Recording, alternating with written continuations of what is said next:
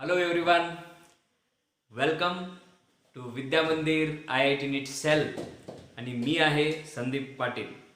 तर आज आपण ॲटॉमिक स्ट्रक्चर ह्या धड्यामध्ये जो नेक्स्ट पार्ट आहे ॲटॉमिक स्ट्रक्चरचा, जो कन्सेप्च्युअल आहे, ओके, स्मॉल स्मॉल स्मॉल टर्म्सच्या संदर्भात आपण बोलणार आहोत. तर आजचा टर्म आहे सब ॲटॉमिक पार्टिकल्स किंवा fundamental particles of an atom. So what are the subatomic particles or fundamental particles of an atom? Protons, neutrons, electrons, which are present inside the atom, those are called as subatomic particles or fundamental particles. मूलभूत कण, main particles are there. So apart from that, मध्यंतरी कधीतरी मी ज्यावेळी fundamental पार्टिकल्सच्या संदर्भात बोललो त्यावेळी मी तुम्हाला विचारलो, काही प्रश्न विचारले की बाबा प्रोटॉन्स, न्यूट्रॉन्स आणि इलेक्ट्रॉन्स ह्यांना वगळून आणखीन काही पार्टिकल्स आहेत का? तर अनेक विद्यार्थ्यांनी खूप सुंदर सुंदर मेसेजेस दिलेले आहेत. होय सर आहेत. ओके, तर कोणकोणते आहेत ते? मेझॉन पार्टिकल्स आहेत, न्यूट्रिनोज आहेत, असं असंख्य पार्टिकल्स आहेत. But basically, for our study of 11th standard, so subatomic particles and their characteristics. So what are their properties? Let us see. The subatomic particle proton. Okay. So who discovered proton? Proton was discovered by Sir Goldstein. मग ते proton असू द्यात, neutron असू द्यात, electrons असू द्या, actually discharge tube experiment जे थॉम्सनने discharge tube एक्सपेरिमेंटद्वारे इलेक्ट्रॉनचा शोध लावला ना, त्याच डिस्चार्ज ट्यूबचा वापर करून जेम्स चॅडविक ज्याने न्यूट्रॉन्सचा शोध लावला. Are you getting? So discharge tube एक्सपेरिमेंटचा वापर करून आपल्याला विविध पार्टिकल्सचा शोध लागलेला आहे. So now here Goldstein discovered the protons and where is the proton present? In the nucleus of an atom. So what is the charge on a proton? Relative charge किती? आपण सहजासहजी रिलेटिव्ह चार्ज किती घेतो प्रोटॉनचा? +1 म्हणून घेतो. +1 charge असं आपण घेतो. इलेक्ट्रॉनचा कसा घेतो? -1. When we compare with any other entity, वेगळ्या एंटिटी बरोबर आपण जेव्हा पॉझिटिव्ह आणि निगेटिव्ह ह्या दोन गोष्टींचा आपण ज्यावेळी कम्पॅरिझन करतो, we write for protons we write +1, for electrons आपण -1 लिहितो. तर एक्झॅक्ट चार्ज किती आहे कूलममध्ये? फिजिक्समध्ये युनिट्स अँड डायमेन्शन्समध्ये तुम्हाला शिकायला मिळेल की चार्जचा युनिट काय? Coulomb. So the proton is having 1.6022 into 10⁻⁻19 coulomb, but this is plus 1.6022 into 10⁻⁻19 coulomb. Now, what is the mass? Mass of a proton is taken as 1.700007, James Bond number. 1.700727 U means Dalton. पण आपल्याला KG मध्ये त्याचं conversion जर सांगायचं झालं तर KG मध्ये conversion किती आहे सर? 1.6726. एक लक्षात घ्या, हे एक्झॅक्ट फिगर्स आहेत, 1.6726. पण ज्यावेळी आपल्याला अनेक गणित करायचे आहेत, न्यूमरिकल्स करायचे आहेत, त्यामध्ये एवढं सगळं लक्षात ठेवायची काय गरज नाही. We can write 1.67, just 1.67 into 10⁻⁻27 kg. तर आपण एखादा प्रोटॉन लिहायचा आहे, आपल्याला प्रोटॉनचं एक कण लिहायचं आहे. Representation of a proton. How do you do the representation of a proton?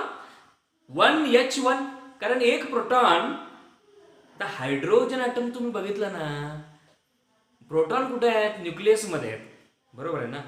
तर हायड्रोजनच्या संदर्भात तर hydrogen atom is having only one proton, no neutron at all. Therefore, proton is represented as 1h1. हे काय बरं 1 इथं पायथ्याशी काय 1. What is this 1? This 1 is the charge and this is the mass. है ना, हे असं राऊंड फिगर घेतलेला 1 म्हणून. और it is also represented as, आणखीन कसं रिप्रेझेंट करता येईल बघा 1p1 इजंट इट. हा आता बघा अजून एक चार्ज टू मास रेशो त्याचा काढायचा. प्रोटॉनचा चार्ज जो आहे डिवायडेड बाय प्रोटॉनचा मास, त्याला म्हणायचं E/m रेशो. E/m रेशो म्हणजे काय, charge to mass ratio. E/m ratio म्हणजे काय, चार्ज टू मास रेशो. जर तुम्ही बघितला E/m किती आहे बरं, E/m is equal to 0.9579 into 10⁸ coulomb per KG. Coulomb per KG. Okay, alright. Now see इलेक्ट्रॉनचा विचार करा. बरोबर हे प्रोटॉन्स पॉझिटिव्हली चार्ज आहेत. Electrons, where are the electrons? Electrons are not present inside the nucleus. Where are the electrons? फार basic question आहे. Electrons are present कुठे, around the nucleus. They are revolving around the nucleus. They are revolving around the nucleus. बरोबर आहे. तर हे कुणी शोधला? इलेक्ट्रॉनचा शोध कुणी लावला? मागचे लेक्चर्स बघा तुम्ही. Sir J.J. Thomson. Sir J.J. Thomson discovered electrons, isn't it? But ठीक आहे. मग आता where is the electron? Around the nucleus. मी लिहिलं बघा, around the nucleus of an atom. Around the nucleus of an atom. So J.J. Thomson discovered electrons. What is the charge here? Relative charge. Relative charge -1. Relative charge किती आहे, -1 आहे. आणि exactly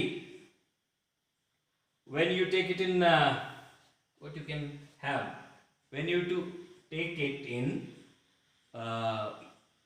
coulomb मध्ये किती येईल बघा, मायनस लिहायचं, plus आहे. हे -1.6022 into 10⁻⁻19 कूलम. तो बघा प्रोटॉनचं काय बघा +1.6. उरलेलं सगळं सेम आहे. तिकडे बघा -1.602 into 10⁻⁻19 coulomb. Isn't it? Okay. आता बघा मास कसं लिहिलाय.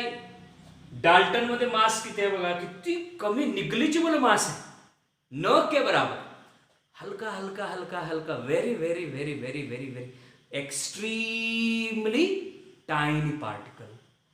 Mass negligible. We can neglect the mass. किती आहे 0.00054 unit. No. Dalton किती आहे बघा तो 9.01. एवढं लक्षात ठेवलं तरी पुरेसे आहे. 9.01 into 10⁻⁻31 kg. 9.01 into 10⁻⁻31 kg. हा बघा, हा किती -27 kg, -31 kg. लक्षात घ्या, मायनस व्हॅल्यू जी कमी असेल ती मोठी असणार आहे. -27, 10⁻⁻27 इज ग्रेटर दॅन 10⁻⁻31. बरोबर आहे का? Isn't it? ओके. आता बघा बरं, आपले जे लेक्चर्स चालू झाले आहेत, ओके, आपण ह्या माध्यमातून बोलतोय, तर एक लक्षात ठेवलं पाहिजे सगळ्यांनी, विद्यार्थ्यांनी, पालकांनी, की ज्यावेळी आपले नवीन विद्यार्थी जॉईन होत चाललेले आहेत, त्यामुळे सुरुवातीचे व्हिडिओज कमी लेंथचे तुम्हाला मिळाले. कारण नंतर जॉईन होणाऱ्यांना फ्रिक्वेन्सी मॅच करायला, आपल्या स्पीड बरोबर मॅच करायला त्रासदायक होऊ नये. कारण एकदा बेस डगमगला ना, आपण काहीच करू शकत नाही. त्यामुळं सुरुवातीचे व्हिडिओज थोडे हलके फुलके असणार आहेत. मग आपण काय करणार आहे, हळूहळू थोडे डोसेस वाढवत जायचं आहे. लक्षात ठेवायचं, बाळ ज्यावेळेस जन्मास येतं ना, त्यावेळी त्याला दूध पाजायचं, लगेच त्याला मटण, Are you getting this? We should not have. So now these lectures will be like full-fledged lectures. आता मोठ्या लेंथचे व्हिडिओज तुम्हाला बघायला मिळतील. Are you getting? So here 9.01938 into 10 raised to minus 31 kg आहे. परत बघा चार्ज टू मास रेशो लिहिण्या अगोदर we represent proton as 1h1 or 1p1. Electron कसा रिप्रेझेंट करतो आता बघा मायनस इथे लिहितो मी परत इकडे लिहितोय -1 E0. What is this? -1. What is this -1? Charge. What is this 0? Mass, which is negligible. Mass किती आहे? Negligible आहे. We can neglect it, isn't it? बघा आता charge to mass ratio, E by m ratio, that is charge to mass ratio. Charge to mass ratio किती आहे? 1.75 into 10 raised to 11 coulomb per kg, isn't it? So बघा किती सोपं आहे. Protons, electrons, fundamental particles, sub atomic particles, atom मध्ये असणारे particles, right. न्यूट्रॉन्सचा शोध कोणी लावला? Chadwick, sir James Chadwick. Sir म्हणूया कारण फार ज्या ह्याच्यामध्ये वगैरे in Royal Society of Sciences, okay, जे best of the best discoveries करतात त्यांना सर हे किताब बहाल केलं जायचं पूर्वीच्या काळी. Sir J Thomson, sir James Chadwick, are you getting? Sir Goldstein. Okay, so here sir James Chadwick, okay, discovered neutrons. Chadwick. Okay, then neutrons are chargeless, no charge on the neutron. मग किती coulomb charge आहे? काय E by m ratio वगैरे येणार नाही. Charge is 0, E by m ratio is 0. So therefore, so what is at least mass of neutron is almost equal to the mass of proton. थोड़ा सा हल्कासा कित्तासा हल्कासा किती? हा 1.700727 आहे ना, हा काय 1.00867 U मीन्स डाल्टन. केजी मध्ये लिहायचं आहे. केजी मध्ये लिहायचं असेल तर 1.7499 into 10 raised to परत you can write into 10 raised to minus 27 kg, almost equal to the mass of what? Mass of proton, isn't it? How we represent neutrons we have to represent. See how representation of neutron करायचं आहे. बघूया कसं लिहिणार. बघा neutrons कसं लिहितात? Neutrons we write 0 and 1 असं. Charge 0, मास 1. हे कसं लिहिता? 1h1 or 1p1. हे कसं लिहिता? -1e0. होय? ओके, आता पहा नेक्स्ट. प्रोटॉन्स, न्यूट्रॉन्स, इलेक्ट्रॉन्स हे फंडामेंटल पार्टिकल्स झाल्यानंतर next what is atomic number? फार साधे प्रश्न आहेत ना, फार साधे. What is atomic number? What is atomic mass number? What is neutron number? Atomic number, atomic mass number, and what is neutron number?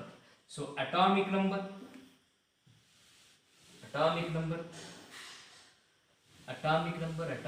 हो गया. atomic number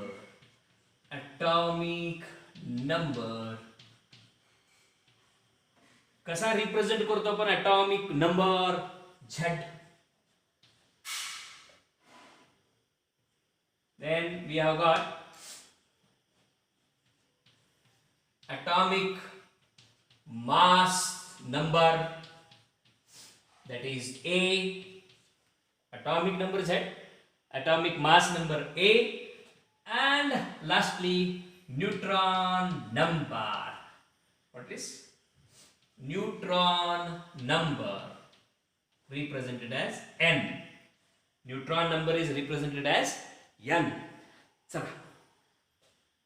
What is atomic number? It is denoted by Z. आता काही जण म्हणतात काय हे simple, किती simple चालू आहे हे सगळं. अरे बाबा, आता नवीन जो NTA असेल किंवा नीट असेल, ह्यांचे जे एक्झाम्स चालू आहेत ना, ते अगदी बेसिक कन्सेप्च्युअल पासून हाय हाय हाय हाय जायचं. एकदम हाय गेला ना तर तुम्हाला साध्या साध्या प्रश्नांची उत्तर अजिबात येणार नाही आहेत. Therefore just see what is atomic number. The number of protons inside the atom, that is atomic number. The number of protons is equal to the number of electrons. But मी मुद्दामून म्हणणार नाही नंबर ऑफ प्रोटॉन्स और electrons असं म्हणणार नाही, कारण electrons can be given, can be taken. Electrons आपण देऊ शकतो, घेऊ शकतो, शेअर करू शकतो. ज्यावेळी एलिमेंट्स बॉन्ड्स तयार करतात त्यावेळी इलेक्ट्रॉन्स आर गिवन, टेकन और share. Therefore atomic number Z जो आहे, atomic number Z is nothing but number of protons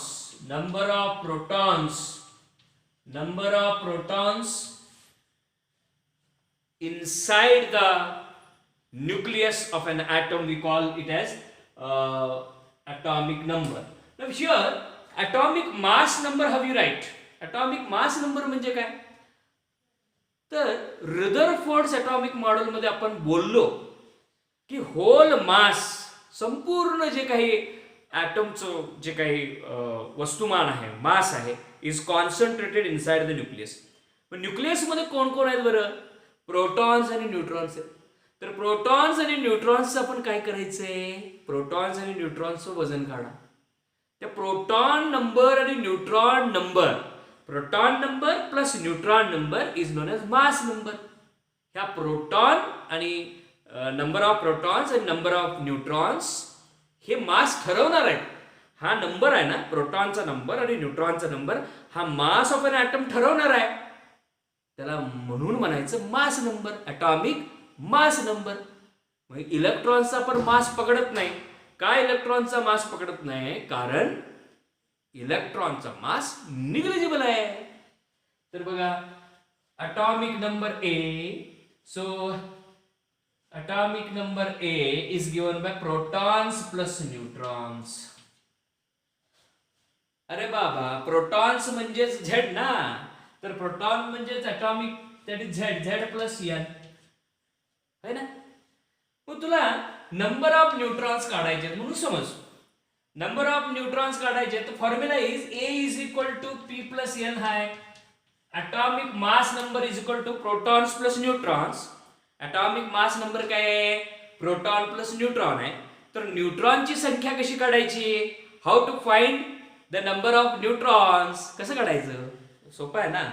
so neutron number, sir neutron number किती आहे, अरे दादा किती आहे, so N is equal to A minus Z. So that is the neutron number. So fundamental particles मध्ये proton, neutron आणि electrons ची माहिती घेतली. त्यानंतर आपण बघालो ॲटॉमिक नंबर म्हणजे काय, ॲटॉमिक मास नंबर म्हणजे काय, आणखीन न्यूट्रॉन नंबर म्हणजे काय. बरोबर आहे, ठीक आहे. आता नेक्स्ट जो कन्सेप्ट आहे तो आहे आयसोटोप्स आणि आयसोबार्स, आयसोटोन्स, आयसोडायफर्स. काय काय आहे, पहिल्यांदा जे बेसिकला आपल्याला पाहिजे तो बेसिक कन्सेप्ट तो आहे आयसोटोप्स, आयसोबार्स आणि आयसोटोन्स. आणि परत आपण जेई नीटसाठी वगैरे आणखीन काही त्या टर्म्स जसे लागतील तसं आणखीन वाढवून आपण त्यामध्ये घेणार सिनॉप्सिस ऑफ ॲटॉमिक स्ट्रक्चरमध्ये. बरोबर आहे का. सिनॉप्सिस म्हणजे काय, हे जेई आणि नीटचे MCQ सॉल्व्ह करायचे आहेत, मल्टिपल चॉईस क्वेश्चन्स आपल्याला सॉल्व्ह करायचे आहेत.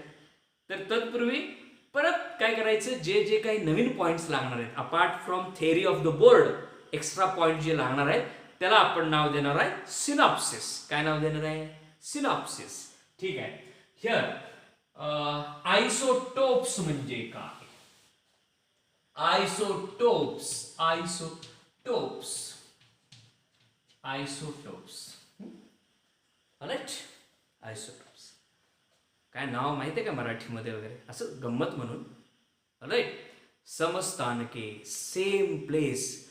टोपाज म्हणजे प्लेस, आयसो म्हणजे सेम. सेम प्लेस, कुठे same place? In the periodic table. Periodic टेबलमध्ये सेम प्लेस म्हणून आयसोटोप्स. काय डिफरंट आहे हे बघा. Atoms of the same element, same element, same atomic number but different atomic mass number, SSD. Atoms of the same element having same atomic number but different atomic mass number are known as isotopes. बघू उदाहरण देऊ. ठीक आहे. Atoms of the same element having same atomic, definition लिहूया आधी. उदाहरण लिहून definition लिहूया म्हणजे समजायला सोपं जाईल. 1H1 बघा. हायड्रोजन, कुठेही जावा तुम्ही, अमेरिकेत जा, wherever you go, in any country you go, hydrogen will be having the same atomic number, isn't it? So 1H1, 1H2, 1H3 बघा, it will have the same atomic number but it will have different atomic mass number. Mass number बदला लागेल. Mass number is changing. Okay, so बघा, same different. कसं आहे? same different. Atoms of the same element. Which is that element? Hydrogen. Atoms of same element having same atomic number but different atomic mass number are known as isotopes. तसेच अजून एखादा आयसोटोप्सचं उदाहरण देऊ आपण. 6C12 आणि 6C14 असं घेतलं तरी चालेल. 13 देखील आहे बरं का. So 6C12, 6C14 atoms of the same element, same atomic number but different atomic mass number are known as isotopes. Same, different. Atoms of the same element having same atomic number but different atomic mass number are known as isotopes. Understood? Next one. After isotopes we are taking, what are isobars? Isotopes नंतर बरं का आपण घेतो isobars. Isotopes and isobars. Here we are having isobars. मगाशी मी कसं म्हणालो बघा, same different. आता काय म्हणायचं आहे? डिफरंट सेम डिफरंट होता. आता काय आहे? Different same. atoms of different elements having different atomic number but same atomic mass number. बघा, वेगवेगळे एलिमेंट्स आहेत. मी लिहितोय सिलिकॉन, फॉस्फरस, सल्फर. एलिमेंट्स कसं लक्षात ठेवायचं? HHE, Lib, BCNOF neon, BCNOF neon. Narayan मगाशी आला म्हणून सीताला फोन करून सांग सिलिकॉन, फॉस्फरस, सल्फर. सीताला फोन करून सांग silicon, phosphorus, sulphur. So here 14, 15, 16 different. आता सेम येणार बघा.